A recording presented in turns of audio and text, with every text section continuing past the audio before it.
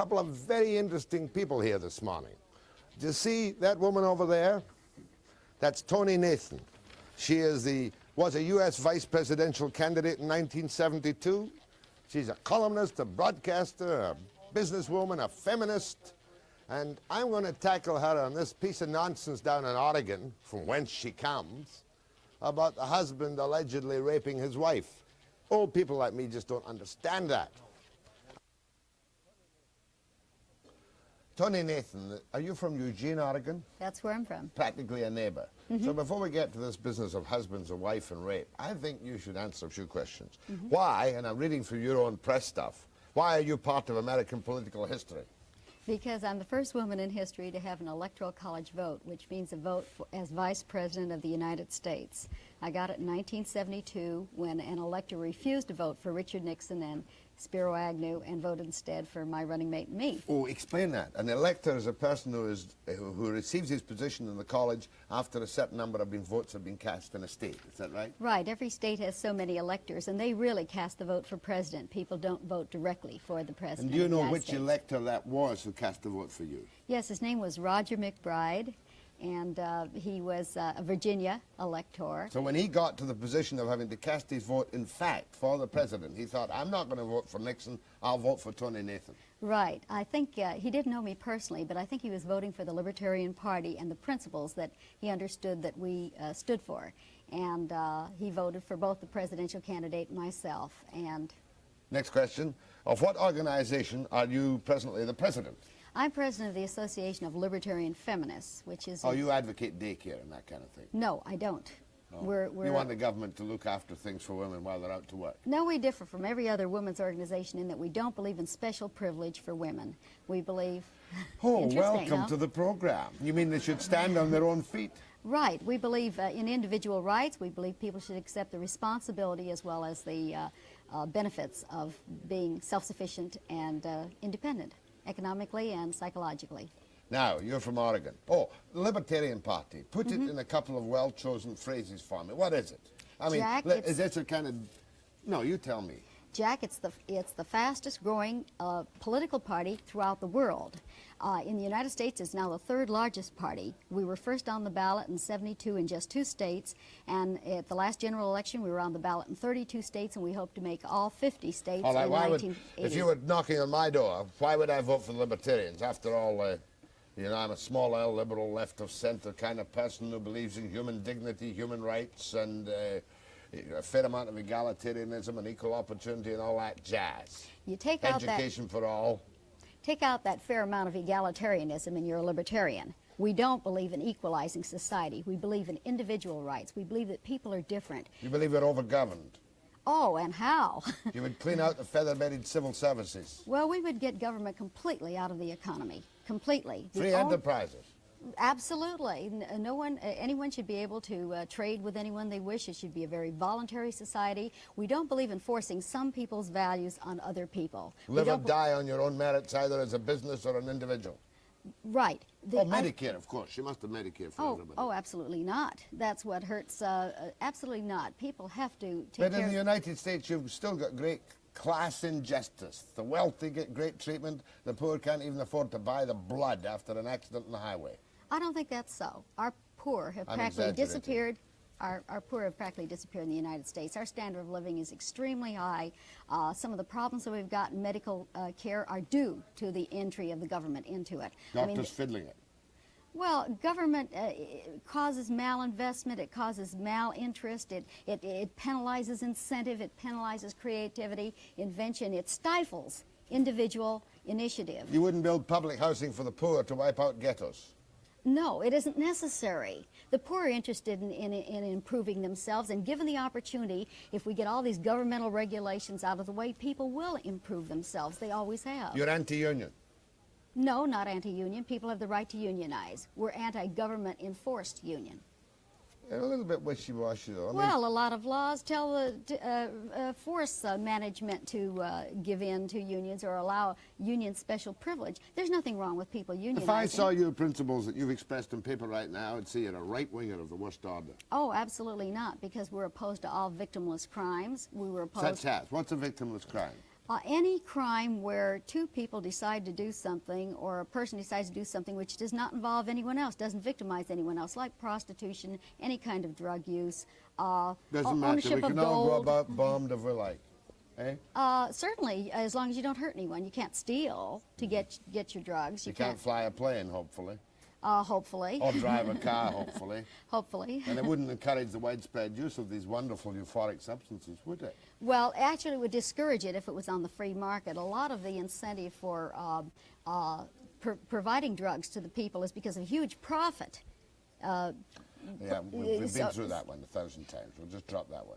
Decriminalization of prostitution? Oh, absolutely. Why shouldn't two people be able to make an agreement to go to bed together? Whether or not they're judges. Whether or That's a not local they're joke, judges. local joke. Right, right. Providing, of course, the gal he's been to bed with isn't up the next day looking for favors, should that happen. Well, that would, I think there'd be some evidence that they got them. Everyone looks for favors, perhaps, but... And you still go after the pimps in the prostitution business. Well, not necessarily. No, you It depends. What? Organized whorehouses.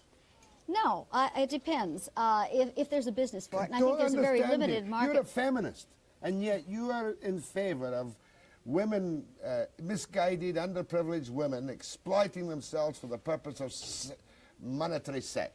They may be stupid and they may be misguided, but the point is that the law doesn't protect them. Right now, pimps beat up women, they steal, and they steal from them, and the woman can't go to the law. The woman can't go to court and ask for justice and say, keep this man from taking my money, keep him from beating me up.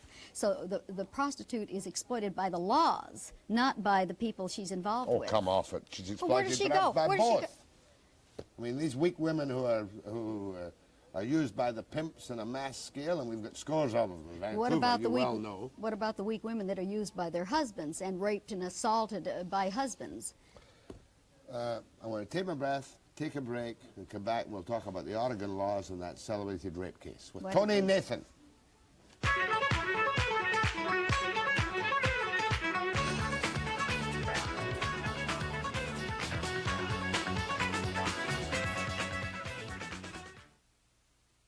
Every newscast, television newscast in the country a couple of weeks ago, you saw the dramatic story, husband charged with rape. And before the trial, this being the way they do things in the United States, you saw the wife being interviewed and the reasons for the rape charge, etc. And then we came to the trial and we were subjected to other harrowing processes, this poor downbeaten creature. Lo and behold, he's acquitted. Now it's been announced they're getting back together again. Sounds like the greatest public relations gimmick to create a phony issue that I've ever come across in my life. But I'm not going to put that to you. I'm going to ask you about the Oregon law and this situation. I shall try not to interrupt you while you tell me. Well, Oregon is very liberal and very progressive in their laws that they have regarding women. I'm going to talk about this at UBC tomorrow afternoon at 12:30. I'll give you a plug later. All right. Okay. Tell me the rape and, case. I think that this law is a justified law. It occurs What in does about it 4 other say? states. It says that a woman can bring charges of rape, which is sexual assault, even though she's married. Up to now, if a woman were married, the courts did not consider rape a valid charge. Now, sexual assault takes place within marriage. It takes place in all kinds of situations. It is assault. It's not sex we're talking about. We're talking about assault, which happens to be linked with sex. And it seems to me that a woman should have defense from assault, from bodily injury, as well as whether she's married or not. I think the most important thing about this case is that, first of all, it gave some widespread publicity to the fact that there was a case to be made for women being assaulted. Second of all, I think it's important to get out to the working man or public, the average person, the average man who thinks he can go home and beat up his old lady, as it were, and that's just par for the course. The women expect it and the men expect it. There's a whole psychology involved in this, and we have to change these kinds of views. We have to make men realize that they shouldn't put a finger on a woman without her permission. It's her body, she's an individual, she has the right to be free from any kind of coercive act. Except that she's gone into a contract, to be very chauvinistic about it, if she went through a form of marriage in which sexual intercourse is an implied condition of the deal. Yes, But I think that that's a good point, because it depends on what the contractual obligation was. Libertarians don't believe that it's necessary for the state to get involved in this. We don't believe it's necessary to have marriage laws. We think people should be able to make contractual relationships. They live together with certain implied or explicit relationships. And no legal responsibility? What do you mean legal responsibility? child. When has the law ever been able to make a man support his children or Many a time. Oh, it's Many very a difficult. time. Very Money, difficult. The local courts collect something like $7 or $8 million a year out of paychecks for women who have claimed that they've been deserted by their husband of whatever reason. And that system, in fact, works quite well. Well, any collection agency could do that. It doesn't require laws. You got to be joking. No, I'm not Collection joking. agency. If there's an agreement, if there's a contract, it isn't necessary for the state to enter into it. In other words, you don't believe in the formal establishment of the family. You don't believe that the family is one of the really important units in a free society.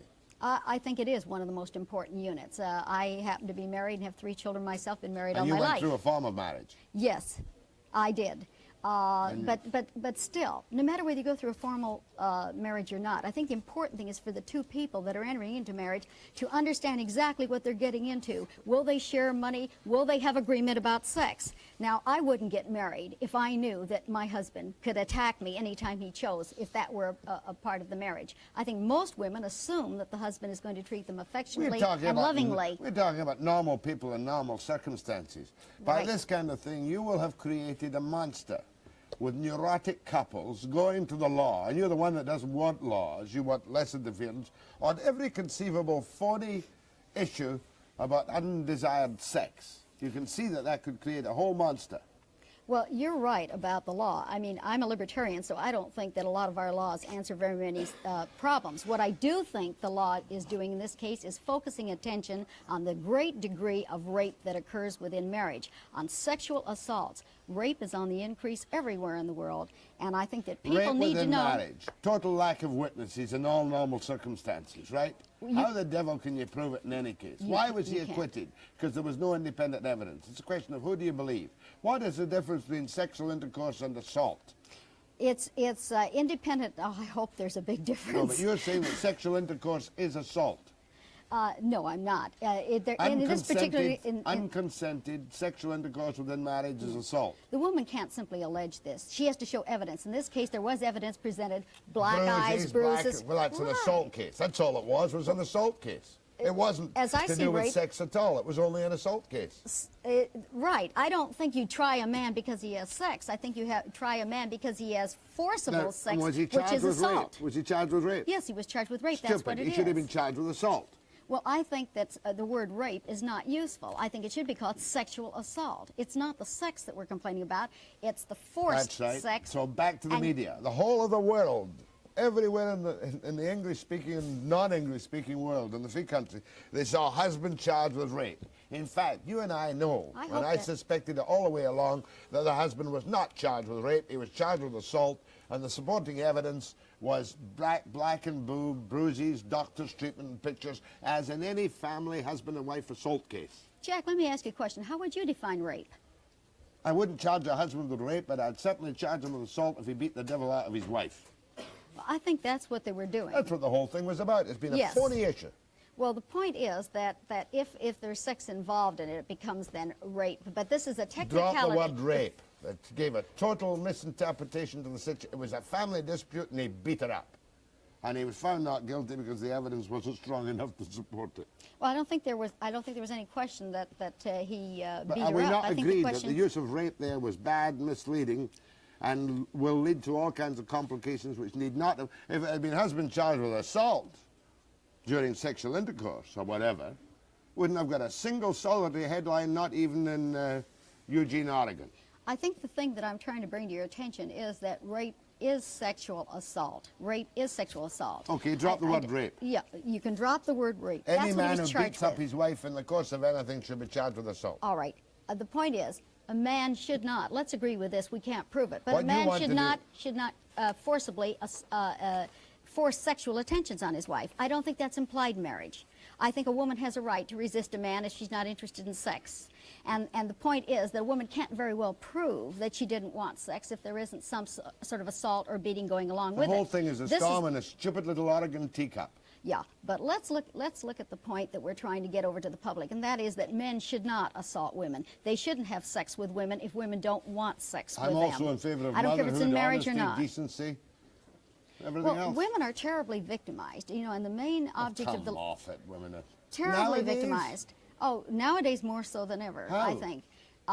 Because We've we're got learning. thousands of token women in jobs nowadays in this province, many of whom can't cope with them. They're still not We've getting got this equal great pay. problem of female police officers and very nervous policemen who don't know what's going to happen the next time they meet a gun. They're more concerned with protecting their pretty little partner, properly concerned, than in dealing with the situation. Do you know the amount of trouble that's been caused by this so-called egalitarianism and giving women specified jobs in police forces? All right, I told you I'm opposed to the egalitarianism. I would agree with you that in Phony many cases baloney. women should not be in these type of jobs. If they want to be and if they qualify, all right. But I don't think that most women qualify in the area of Right, physical that's strength. right. And I personally would rather have a male cop come to protect me Damn right. than a woman cop. I mean, you're going to have frightened politicians now putting 18.5% of women in fire departments, and some little slip of a thing weighing 95 pounds is going to try and lift me out of a window. Keep it well away. I think it's so stupid as to be unbelievable. I think you've got a point there. I think that whether the woman is a cop or a soldier or a firewoman or whatever, it depends on her ability. If There she's are one 6 or two foot, women, one or two women right, who could do it. right. But even at that, if she's I'm got not. the ability, she shouldn't be prevented by law. But I'm not going to go to the taxpayers' expense of putting in separate and equal facilities in a fire hall with the wives picketing outside, preventing them from coming to fire. Well, libertarians wouldn't want to use taxes to fund fire But you protection. know, this equality, egalitarianism in public service is a piece of nonsense. I agree with you. Good. We're going to talk to, you're going to talk to Tonie Nathan, and me if you like. I'm in a very pleasant mood this morning. After this break.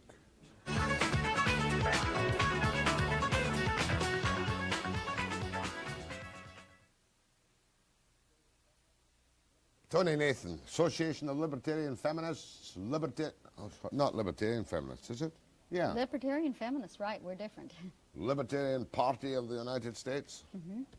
Good right-wing free enterprise party. Not right-wing. No wing. Go ahead to Tonie. Go ahead to Tonie. You know, I listened to the lady this morning talk about rape and marriage. I agree with you. Rape should be taken under the law. Sexual assault or human abuse of any kind, it should be stopped. But I just wonder how much of that really takes place compared to the normal people. There's a great amount of it, I know. But what law could be passed that would allow a woman to deny sex for whatever wish she wants, at the same time have her husband charged with adultery when he goes out to try and relieve that tension? Good point. Yes, yes. Because you don't have any moral standards like that in your party. We definitely have moral standards. We're the only party that bases our whole party philosophy on a moral principle that no person has the right to initiate force on any other person. And neither does the government, neither does any group of persons. This is why we're so opposed to rape. It's an assault or it's an infringement of rights by one person against another. I agree with the caller that we really can't have any laws that deal with this very personal area. But the Association of Libertarian Feminists, for example, is an educational group, and what we're trying to do is make women realize that they don't have to accept unwanted attentions or abuse, especially abuse, because there's so many battered women. There's more and more information coming out that women are badly battered, that this rubs off on the children learn violence. So I would say that it's an educational effort. It doesn't all come from the men, though, I'll tell you. It has to originally come from men. Why? Because men have the ability, the strength, to inflict their views on other people. Men are brought up to hit the other guy on the chin when they don't like what he says. Women don't have this capability. Women are taught to receive the abuse, to get by, to find some other ways of solving their problems. Enough. Oh, no, this isn't enough. This do you know isn't how many enough times the because police are called to assaults and the poor woman's been battered to devil, and she may or may not have been, and they will never follow through with the legal proceedings? They invariably withdraw the charges. Most of the time they do withdraw And the the police get charges. fed up going? And this is due to two things. One, that the woman thinks the man does have a right to beat her up. Second of all, he's the provider of the money, and And she's the kids. afraid, and the kids. I know. Many women get married in high school or right out of high school. They've never held a job. They're absolutely dependent on these men, and they find themselves in a situation where they receive beatings. Just a minute. That's enough. Prince George. Yes, I'm calling from Prince George. I just wanted to let you know my views on it. Now, I personally have been through court, through divorce, and have 2 children, and tried to get maintenance for my husband. Now, 4 years in court, 4 years, and I've had 2 payments. And the hell I had to go through to get that payment wasn't worth a powder to go to where. I know it well, ma'am. Pardon? I know your problem well. Maybe partly the court, partly the lawyer if you had one, or the prosecutor with the crown. And maybe your husband's probably dodging and he's already living with another woman who's got 5 kids. No, that wasn't the case. He doesn't live with another woman, nothing like that. Now, they knew where he was. He went to court about 5, 6. Don't need no details, ma'am. We know it happens and we have sympathy for you, don't we? Yeah, Yes. and that's all I got to say is that keep the good work up. Thank you very much. You know, I'd like to... Castlegar, I can't hear you. Nelson, you wanted to say something first. I'd like to say something. The issue is more than, you know, certain cases. There's justice and injustices. Men get beaten up by women, too. I know. But I think the most important thing is that if we don't get people and children and situations, family Conscious. situations, where people respect each other, if we don't learn that we should never physically assault anyone in any kind of a situation, that is never justified, we're never going to get rid of war. We're never going to get rid of aggression, and we're always going to have people saying, if I can make this person do it, I'm going to do it. Well, don't you think that's the human nature? The nature of No. the human being, that we never will get rid of aggression, No. we never will get rid of war? I don't think That it's we the will nature come of the back to human the being. survival of the fittest one day. If you won out and you managed to wipe out all these welfare programs, all these mothers' allowances in various forms, and all the daycare, we'd go back to the survival of the fittest, and we'd have riots in the streets today. I don't agree that man is by nature an aggressive animal that wants to fight. No, I think We're man is naked apes, irrational. and you know that. No, I don't agree. Men and women are naked apes. People are rational. They have choices. They can make choices. They make decisions. And people should see that the only kind of decent life they can hope for in this world is when they respect each other and they deal with each other in voluntary ways, that they can cooperate with each other, that they have something to gain in a social... Let me speak to Nelson. Go ahead, please. Yes, good morning. I would like to say that this lady's political ideas on free enterprise are like a breath of fresh air. And secondly, I would like to ask her about the reversal of this law. What about a female or a wife's assault on a husband? Now, I know that men don't usually report something like this as against the macho image, but I'm sure it happens. I'll hang up. Thank you. Thank you. All right, I had a mother that threw China at my father, and he was a very peaceful, gentle person. So, I mean, I know what she means, that she didn't really beat him up or anything of that sort. But the same principle applies. Individuals should respect each other, and what other disagreements they have should be worked out in some other manner than physically assaulting each other. That is the ape. Go ahead, please. Yes, I think this rape case in the United States is one of the biggest political liberation stunts for women that ever produced in the world. Excellent call. Well, I don't know if it was or not. You know, I think that the women's Well, you and groups I in our analyzed it very well, and we agreed that it was a phony. I don't know if it was a phony. I don't know that for a fact. If it was assault, charge him. I think the law is justified. Well, it was assault. She was beaten. She was acquitted. He was acquitted. She wasn't beaten. He walked out of the court a free man. Yes, right? yes, he did. But There was I no think case. I wouldn't say there's no case. What they felt was there wasn't sufficient evidence to meet the requirements of the law. The same And- happens to swindlers who walk away with $10 billion. They walk out acquitted, and you can't say they're crooks. You cannot say he's a brute who raped his wife, because he didn't. The courts, your courts, found so. Whether they found it so or not, courts make mistakes. Oh, come off it, ma'am. The man was acquitted. He's clean. There's a whistle. One of the things about the United States is a person is innocent until proven guilty, Same and the here. jury said there wasn't sufficient evidence Right. without a question of a doubt. But there That's was all evidence. you There need. was evidence. No, reasonable doubt. I mean, after all, for all I know right. about this woman, she may have been the world's worst nag, poorest cook, most difficult person who ever lived. He still didn't have a chance to even lay a finger on her. He could have left. Fair He could enough, have divorced her. The jury may have thought, thank God he gave it a little bit of a beating. Yeah, well, that's the trouble, that kind of an attitude, and I really resent that. I really resent that. I think it's time for men, such as yourself, that's an opinion leader, to say men should not beat up women. I don't think it's funny. I don't think it's funny, It's not Jack. the least bit funny. But we've established quite clearly that this Oregon rape case charge was a phony. Whether it was a phony or not, there And was the a lot law, of laughter ipso around here. facto, Just a minute, because most of the men and some of the women in this area think it's perfectly all right to beat up your wife once in a while John, if she opens her you mouth laugh too much. again, John, you're I in don't trouble. agree with that. Here, here. And I suggest that every woman that doesn't like what her husband is doing, when he gets physical and abuses her, do something about it. And I hope you get a law here in Canada that allows women to charge men for sexual They can charge abuse. them right now. Good. But it's under the Criminal Code of Canada, and it's for assault. Well, that's fine. Where are we? Go ahead, please. Good morning. Morning. Nathan, do the libertarians favor the abolishment of the Securities Exchange Commission? And then second, would you discuss a little further the libertarian viewpoint of managing fire protection as well as police protection? What do you mean about that? Don't get your last question. Well, I understood from her last statement before your break that she would not spend tax dollars on fire protection. Well, how are we going to have fire protection? No, that wasn't, she didn't say that. I was making a remark about special, equal, and separate accommodation for tiny, little 4-foot women firemen. I do happen to agree with the caller, though. Libertarians do not think that any taxes should be taken from people at all. Taxation is extortion by the government of people's personal money. People own their own lives, they own their money. No taxes. No income Why? tax. What makes you think people wouldn't pay for fire protection if the government didn't furnish it?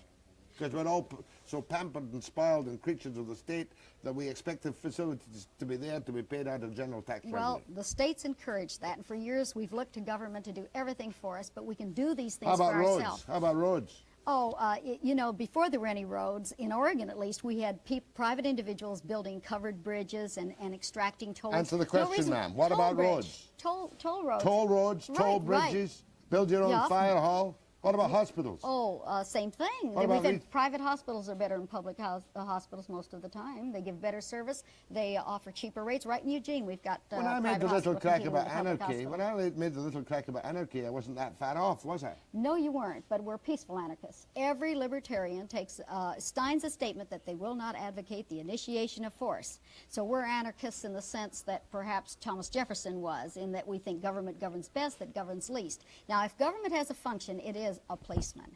If it has one function, it is to make sure to protect the individual against violations by criminals, by other people. But Government's if you like a have no referee. laws, you have no criminals. Oh, you should have laws. You should have laws, because how do you know where the wrongs and the rights are if you don't somehow codify them, explain them? But first of all, Americans believe and Canadians do too, in individual rights. We believe that we grant our consent to the state to do certain things. We don't believe the state gives us the right to exist. We're not serfs and peons belonging to the state. But I want to say something. Government, it really should be like a policeman at a football game, or a referee at a football game. He blows the whistle when the rules are broken, and the rules are made by all of us, but he doesn't quarterback the plays, he doesn't call the plays, he doesn't make the rules, he just blows his whistle. Well, government isn't just blowing its whistle now. It's taking our money, it's telling us where we can go to school, what kind of an education we can have, who we can go to bed with, how old we have to be before we can get married, what kind of doctors we can accept, who can practice medicine, all these things. I think I'll join your party. I think you should. Webster and Tonie Nathan. Would she discuss? No, you finished, sir.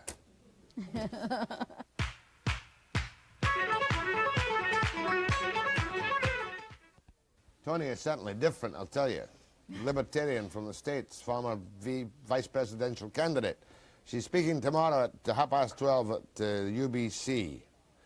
Where at UB? Oh, in the Sub, 205, 12:30 tomorrow, Friday. And tonight at 8 o'clock on the Rembrandt in Vancouver. Might be good fun. Phone calls, 5. Go ahead, please. We all make the rules, and if elected on a general mandate of giving control of the people's own affairs back to the people, and say 95% of Americans wanted heroin or public nudity or any other individual freedom illegal, would you enact such a restrictive law? A restrictive No, law? you I mean don't such understand a, the you question. mean such an untrammeled law? What you wouldn't need said a was law. if 95% wanted heroin or public prostitute, public body houses, is that what you're asking? If they didn't want it. If they didn't want it, yes. All right, let me go into that a little bit. Why The not answer assumption the of the question? speaker, because he's making an assumption that if allowed, 95% of the people would use heroin. I doubt that. No, other way around. He's saying if the people voted in the plebiscite that they wanted a restriction on heroin, marijuana, and body houses, brothels, would you then enact that as a basic law for No. your policemen? No, no, because what we're saying is that that the dissenter has to be protected, even if it's one person in 1,000 and they are doing something that injures no one else, such as injecting themselves with heroin. They're not stealing or they're not harassing anyone. Then that person has a right to do what he wants with his own body, with his own life, as long as he's not bothering others. Let me point out to the person that if 95% of the people said that they did think everyone should be injected with heroin or tranquilizers or whatever the state decides you ought to have, I wouldn't vote for that either. I think that once you grant the state the right to decide your values, to decide what kind of a life you should have, you're in big trouble, and that's where we are now. Logical. Okay. Well, if people are free to walk around nude, despite the fact that 95% of the people are offended by it, No, don't matter. make the rules. Your heroin point was a better one. She answered it well. Go ahead, please. Yeah, I'd just like to ask your guest if a person gives his whole paycheck to his wife and whatnot, and whether they work or both or not, if he was the less aggressive type and needed something that she always had a headache, would you give him $50 to go down and get a hooker and let him back in the house? Well, I think if we didn't have the social ostracism we have now, she might. You know, people get married for a variety of reasons, and I'm afraid a lot of women get married not for sex, not really for love, although that's what originally attracts the man, but because they want to share his paycheck. If he finds that she's a good housewife and she takes care of his children, but she's not interested in sex, it might be that he should take his business somewhere else. Thank you, sir. I don't want another question from you. It was a funny question. Fair enough, really, in a way. I mean, he's taking the mickey out of you. That's what he's doing. Right, right. Because the Oregon rape cases are phony. Go ahead, please. Jack, Yeah. I'm very disappointed in you. Ah, good job.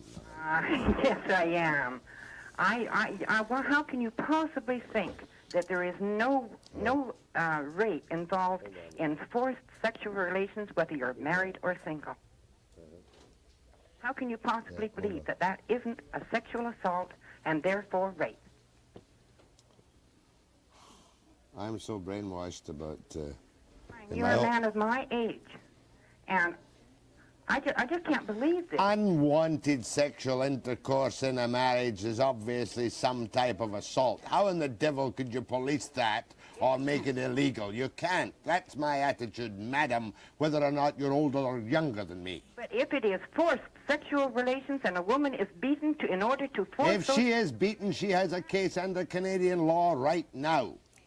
I think only for physical assault, Jack, not for rape or sexual Correct. by a woman, whether she or a man, whether she's married or unmarried. If he breaks her jaw and leaves her battered and bruised and has a previous record, he will go to jail. She's not allowed to sue for the fact that he forcibly makes her. She can leave many's the time, and listen, I'm a living expert in this. People have come to me over dozens of years, and I'm talking about not scores but hundreds of women who say to me, I'm in fear of my life. My husband is a brute. He beats me half to death. He treats my children like animals. The police tell me that they can't do anything until he kills me.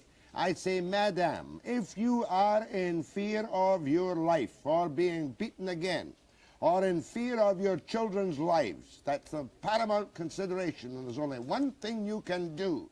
Gather your children, clothes on your back, and go, Tonie wouldn't approve of this, to the local office to which I would direct them and say, I cannot go back home, I am at your mercy, and they will give you some temporary help until you manage to stand on your own feet. When a woman is in fear of her life, there is only one thing to do, regardless of economics or paycheck, grab the kids, get up and get out. I agree with you. And then we have Mr. Van der Zam, who would tell... Oh, forget Van der Zam. He's not involved in that at all, name of goodness. Woman, you really annoy me. Somebody on here, Linda.